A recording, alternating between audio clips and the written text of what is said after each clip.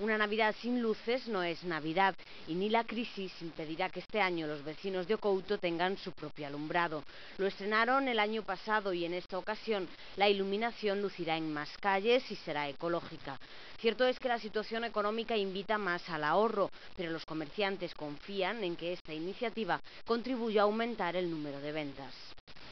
Sí, desgraciadamente hai comercios que teñen que pechar as portas, pero tamén é certo que automáticamente ao pouco tempo eses baixos están outra vez, gracias a Dios, efectivos, funcionando con outro tipo de negocio. Que hai menos consumo, que todos o notamos no noso bolsillo, que realmente pois non se vende o que se vendía antes, pero o que é o dinamismo, o que é a vida comercial do barrio sigue funcionando e esperamos que con esta campaña de Nadal se volva a reactivar, que esperemos que sea o principio desa ansiada recuperación económica que ten que vir xa ou xa.